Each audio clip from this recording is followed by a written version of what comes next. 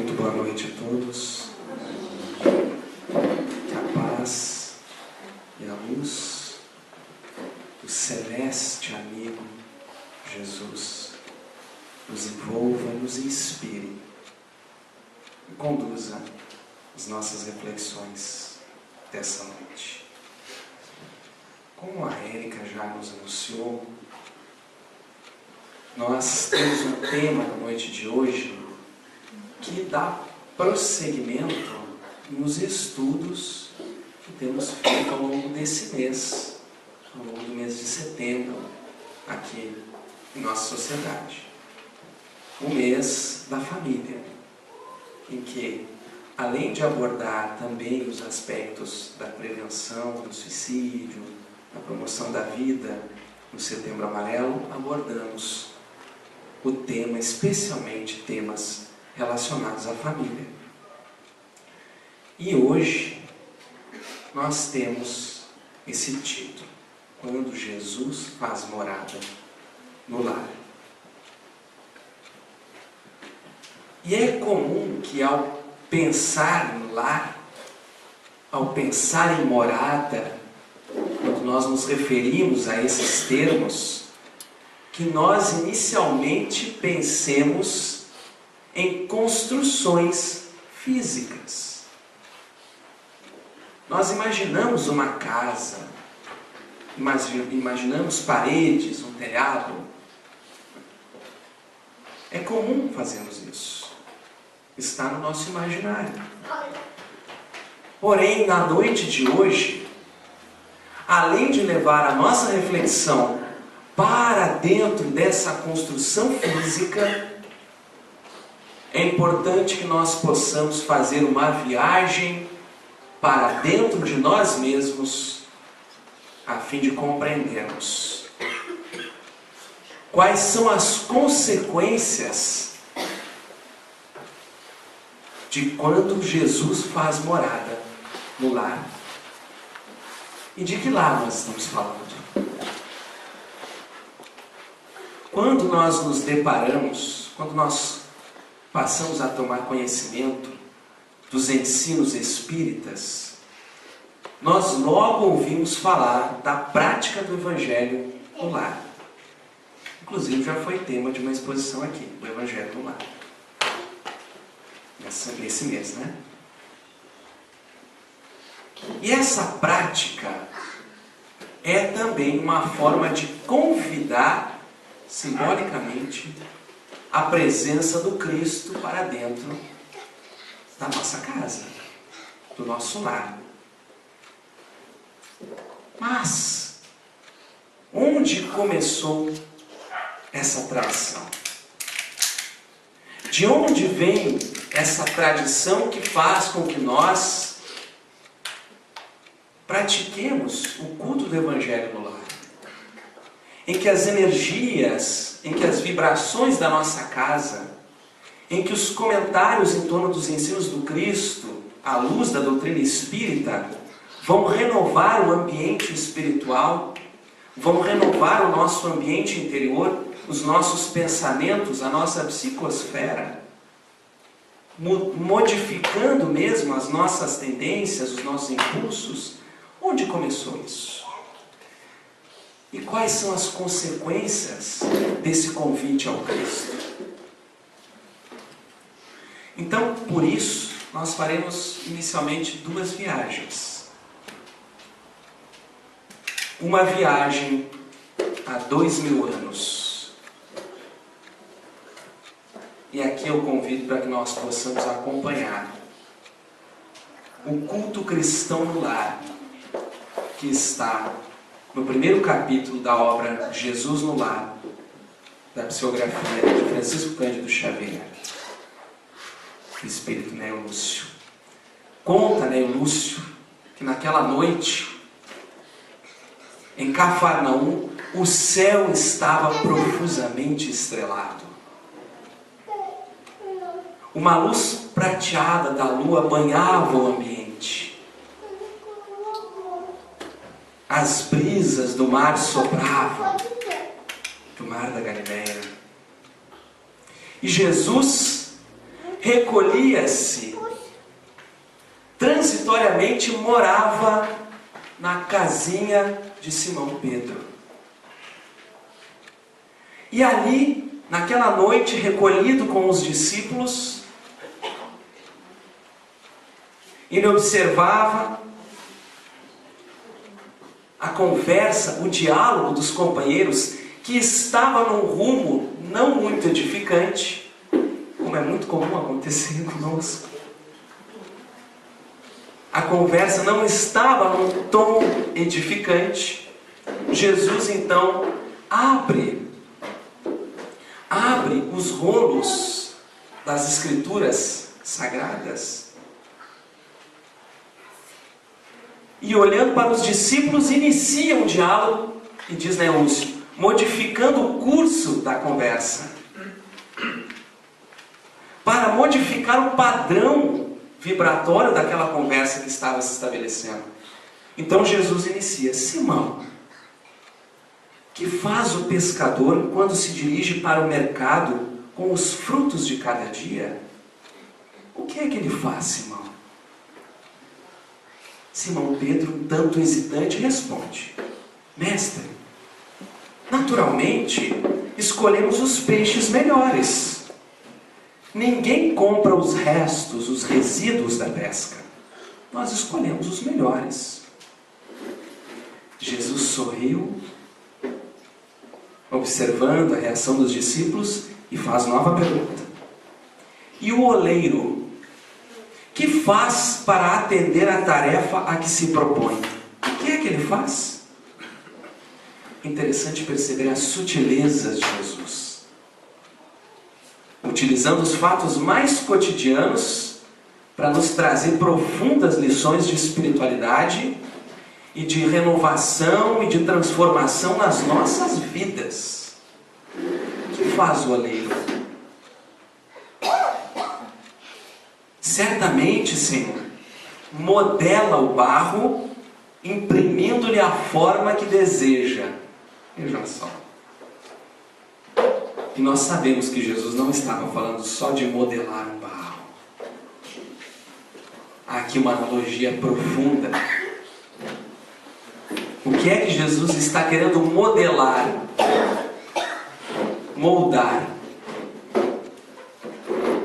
O amigo celeste, diz, né, Lúcio, de olhar compassivo e fulgurante, insistiu: e como procede o carpinteiro para alcançar o trabalho que pretende? O que é que o carpinteiro faz?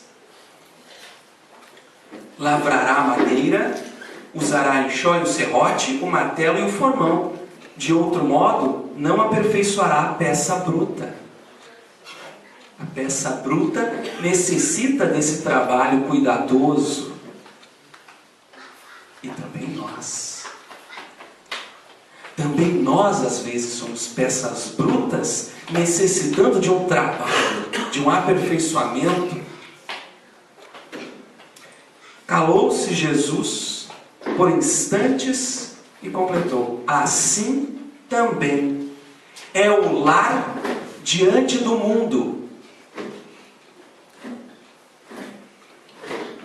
O berço doméstico é a primeira escola e o primeiro templo da alma.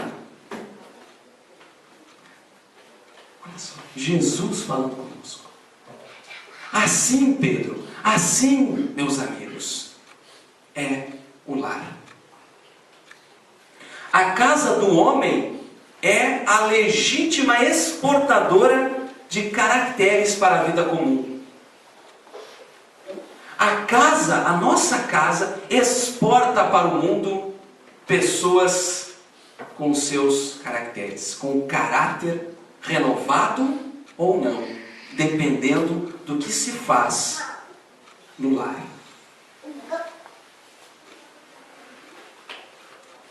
Se um negociante seleciona a mercadoria para oferecer aos clientes, se o marceneiro não consegue fazer um barco sem aperfeiçoar a madeira aos seus propósitos, como esperar uma comunidade segura sem que o lar se aperfeiçoe.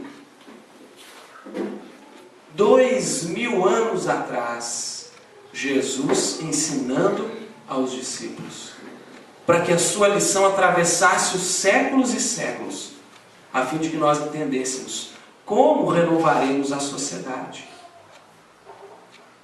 como daremos um fim à corrupção, como cessaremos nossos egoísmos, as disputas, as guerras, como a partir da base, a partir daquilo que nós fazemos, renovamos, trabalhamos, moldamos no lar. A paz do mundo começa sob as telhas a que nos acolhemos. Se não aprendemos a viver em paz entre quatro paredes, como aguardar a harmonia das nações? Como? Se nem entre quatro paredes conseguimos viver em paz. É preciso iniciar pelas pequenas coisas. Pequenas? Será que são pequenas? Se não nos habituarmos a amar o irmão mais próximo, associado à nossa luta de cada dia, como respeitar o eterno Pai que nos parece distante? Porque às vezes nos reencontramos no lar com espíritos com os quais temos convivido por séculos e séculos. E ali vamos aperfeiçoar os nossos sentimentos, a nossa forma de pensar, a nossa forma de agir. Vamos trabalhar impulsos. Jesus então relanceou o olhar pela sala modesta, fez um pequeno intervalo e continuou: Pedro, acendamos aqui em torno de quantos nos procuram a assistência fraterna, a claridade nova. Ele diz assim: Pedro, a mesa de tua casa é o lar de teu pão. Nela recebes do Senhor o alimento para cada dia. Por que não instalar ao redor dessa mesa, Pedro, a sementeira da felicidade e da paz, na conversação e no pensamento? O Pai que nos dá o trigo para o celeiro através do solo, envia-nos a luz através do céu. Se a claridade é a expansão dos raios que a constituem, a fartura começa no grão, no pequenino grão. Em razão disso, o Evangelho não foi iniciado sobre a multidão, mas sim no singelo domicílio dos pastores e dos animais. Na casa dos pastores e dos animais foi onde teve início a epopeia do Cristo na terra. A primeira morada do Cristo foi no singelo domicílio dos pastores e dos animais. Mestre, seja feito como desejas, diz Pedro. E Neio Lúcio, o espírito Neio Lúcio completa dizendo: então Jesus, convidando os familiares do apóstolo à palestra edificante, a um diálogo, a uma conversa edificante e à meditação elevada, desenrolou os escritos da sabedoria e abriu na terra, naquela noite estrelada de Cafarnaum, o primeiro culto cristão no lar. Naquela noite. Hoje, quando fazemos o Evangelho no lar em casa, lembremos daquela noite em que o Cristo deu início a essa tradição. Mas os nossos olhos viajam os séculos e séculos. E nós vamos encontrar essa prática sendo levada a efeito, sendo concretizada em uma casinha humilde, singela. Um relato que está no livro Entre a Terra e o Céu, do Espírito André Luiz, através também da mediunidade de Chico Xavier. Uma mãezinha com 3 filhos.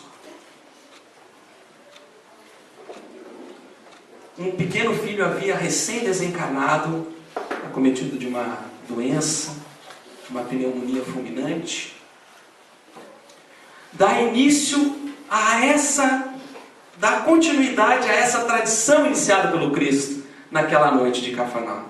E aqui nós vamos ver o que gera nos corações do lar essa atividade, essa prática. Que consequências elas trazem no coração dos pequeninos e no coração daqueles que estão há mais tempo na reencarnação.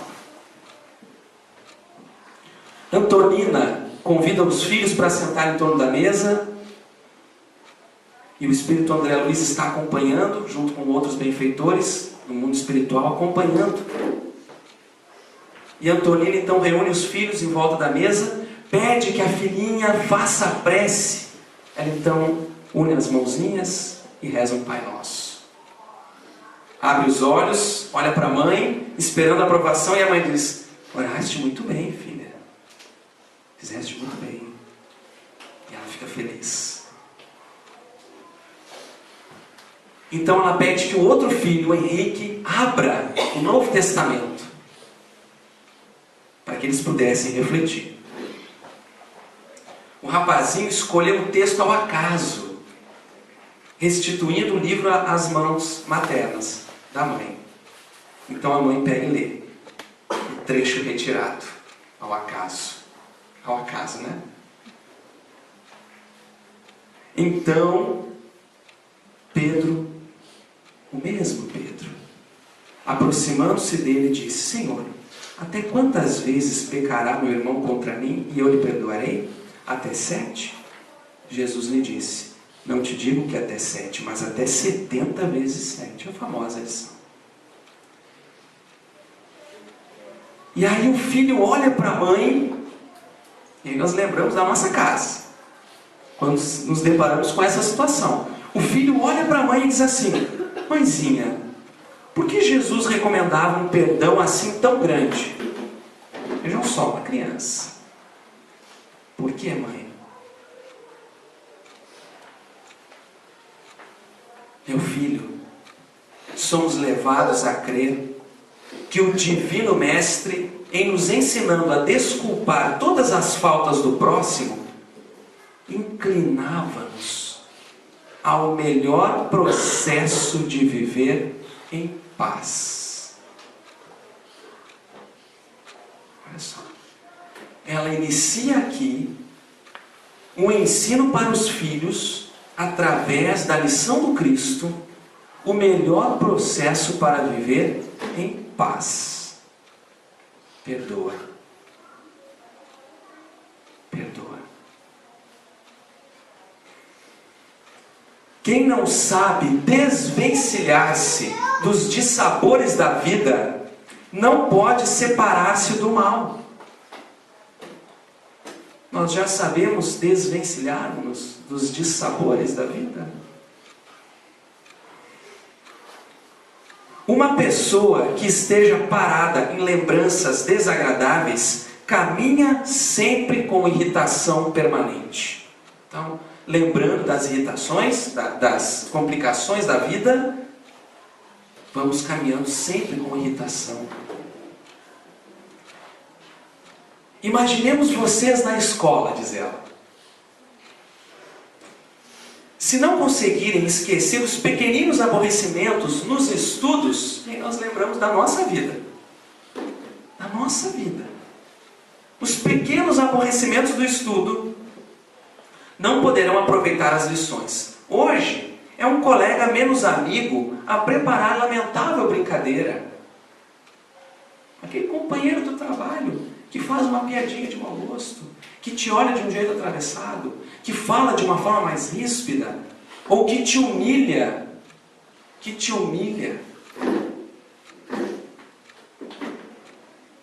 Se não conseguimos esquecer essas coisas, hoje é isso, amanhã é aquilo, sempre de sabores, sempre dificuldades experimentadas.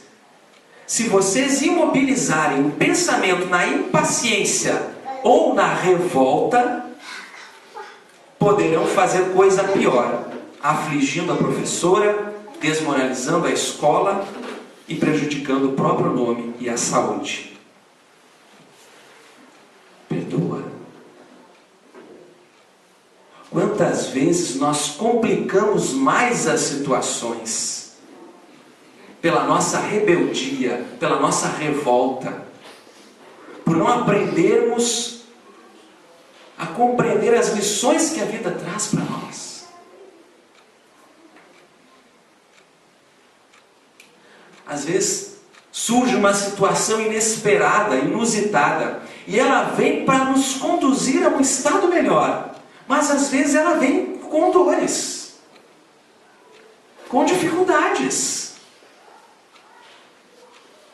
E se nós nos apavoramos e entramos no processo da rebeldia, como ela está ensinando aqui, nós podemos complicar mais as coisas, dificultar a chegada dessa renovação que vem para nos conduzir a um estado melhor.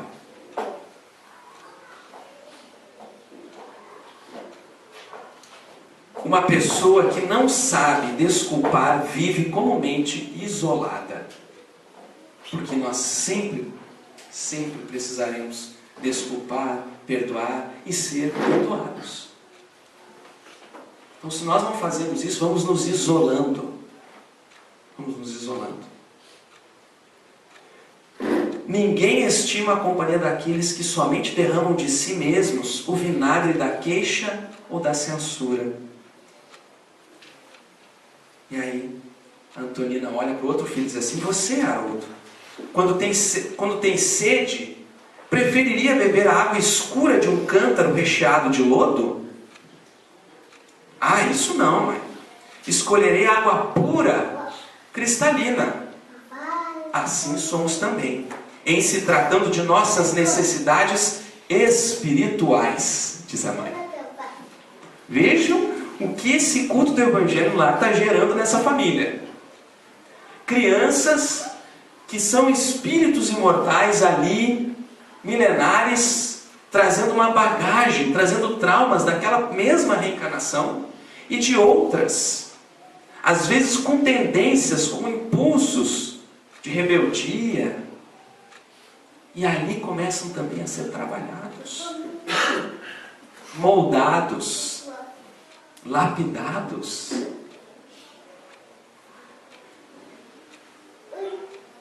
A alma que não perdoa, retendo o mal consigo, assemelha-se ao vaso cheio de lama e fel. Não é coração que possa reconfortar o nosso. Não é alguém capaz de ajudar-nos a vencer nas dificuldades da vida. Se apresentamos nossa mágoa a um companheiro dessa espécie, quase sempre nossa mágoa fica maior. E se soma. Por isso mesmo, diz ela, falando aos filhos e falando a cada um de nós, por isso mesmo, Jesus aconselhava-nos a perdoar infinitamente, para que o amor em nosso espírito seja como o sol brilhando em casa limpa. Perdão e amor brilhando como um sol em casa limpa.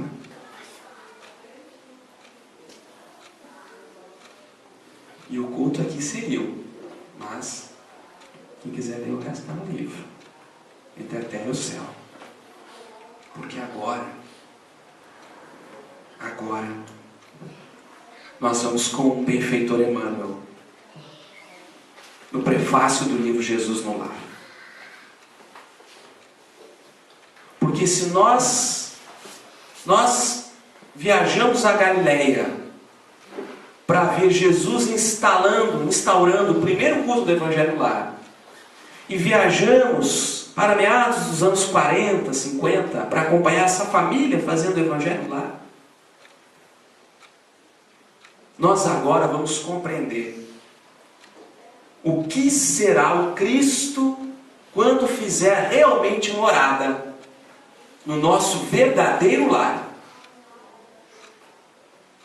Diz Emmanuel, para a generalidade dos estudiosos, o Cristo permanece tão somente situado na história, modificando o curso dos acontecimentos políticos do mundo. Para os estudiosos em geral, é isso. Para a maioria dos teólogos, o Cristo é simples objeto de estudo. Ficam analisando, estudando o Cristo nas letras sagradas, imprimindo novo rumo às interpretações da fé, interpretando dessa forma, daquela, dessa outra. Para os filósofos, o Cristo é o centro de polêmicas infindáveis. E para a multidão dos crentes inertes, é o benfeitor providencial. Olha só, para os crentes inertes, é o benfeitor providencial nas crises inquietantes da vida comum. Quando surgem as dificuldades, lembram de apelar para a providência, para o amparo, mas só nas dificuldades. Todavia, diz ele, quando o homem percebe a grandeza da boa nova, compreende que o Mestre não é apenas o reformador da civilização, o legislador da crença, o condutor do raciocínio ou o doador de facilidades terrestres. Não é isso. Não é. E aí Emmanuel vai dizer, mas também, acima de tudo, o renovador da vida de cada um. O Cristo é o renovador da vida de cada um de nós. Em aceitando a sua influência em nós, em aceitando as suas lições, a nossa vida passa então a experimentar um processo de intensa renovação. Intensa. Porque os nossos impulsos passam a ser dominados. Os nossos impulsos inferiores passam a ser moldados. Os nossos desejos, as nossas más inclinações, quando alguém nos fere e o nosso impulso de responder na mesma moeda surge, quando nós aceitamos a influência do Cristo, essa nossa atitude passa a ser transformada.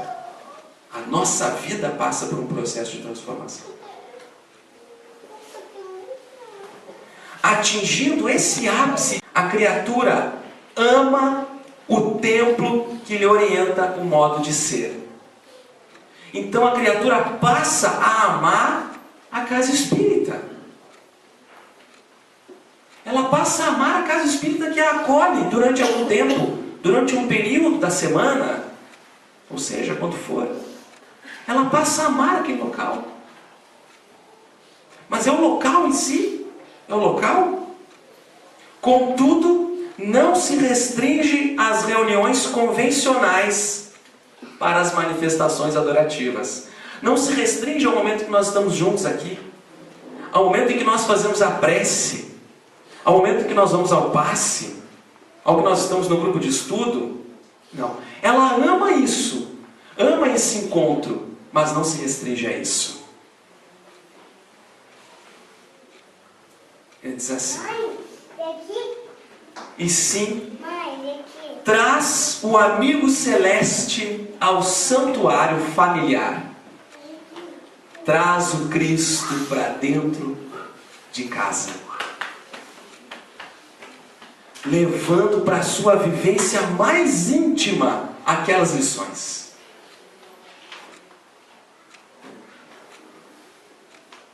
Onde Jesus passa então a controlar as paixões. Essa é a influência do Cristo ao passar a conviver conosco no lar.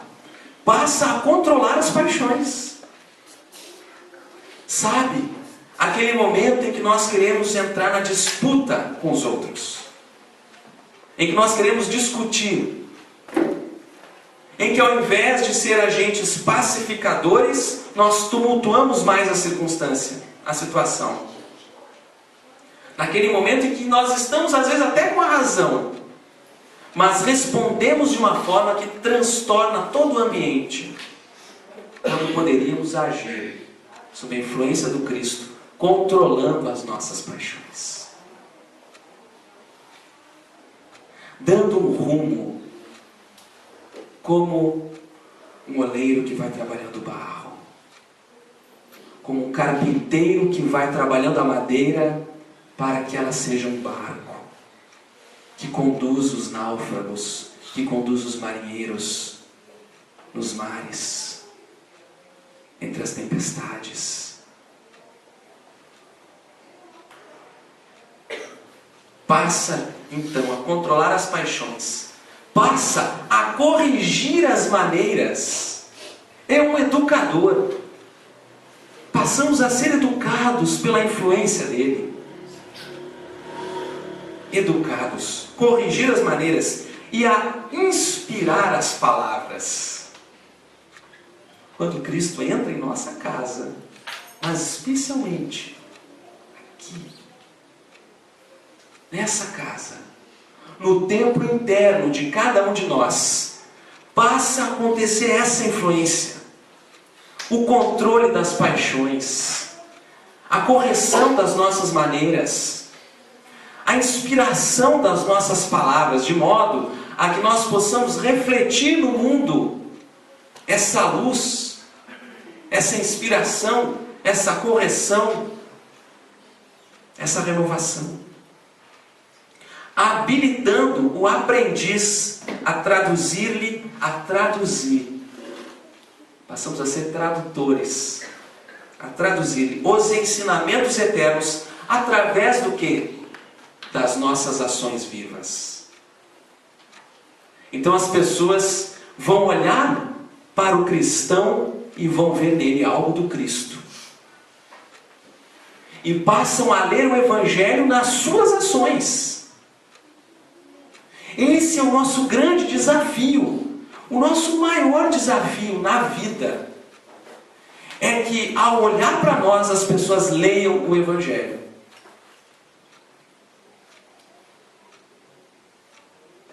É o maior desafio.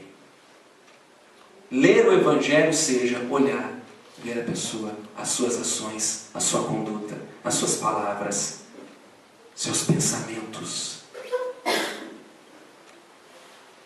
É um grande desafio, sem dúvida.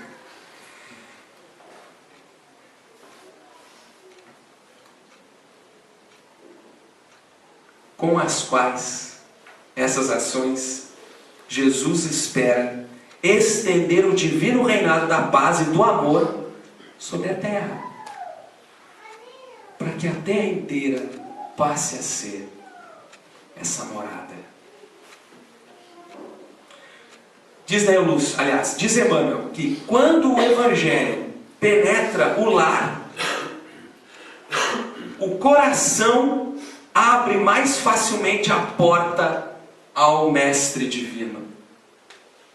Então, por que a importância da prática do Evangelho lar? Vai predispondo os nossos corações a se abrirem para essa presença do Celeste Amigo. Os benfeitores espirituais que passam a nos acompanhar, a nos inspirar, a nos amparar nas horas mais difíceis, nas horas mais felizes, em todos os instantes, E o nosso coração vai se predispondo a essas renovações.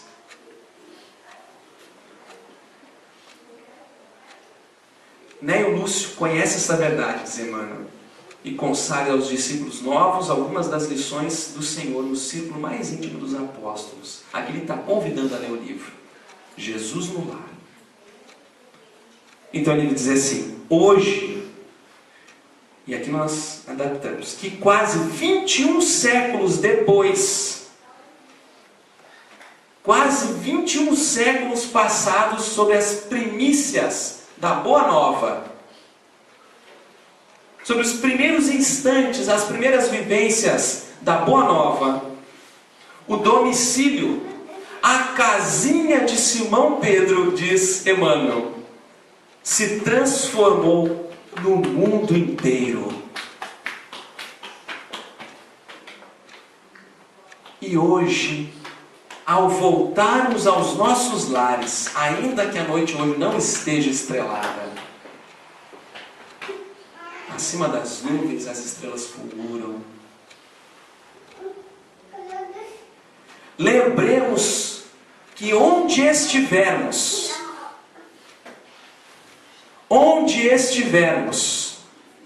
poderemos fazer do nosso recanto uma extensão da casinha de Simão Pedro.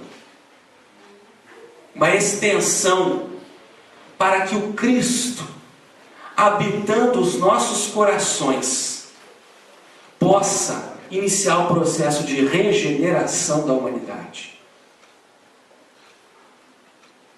Hoje, como espíritas, nós temos esse grande desafio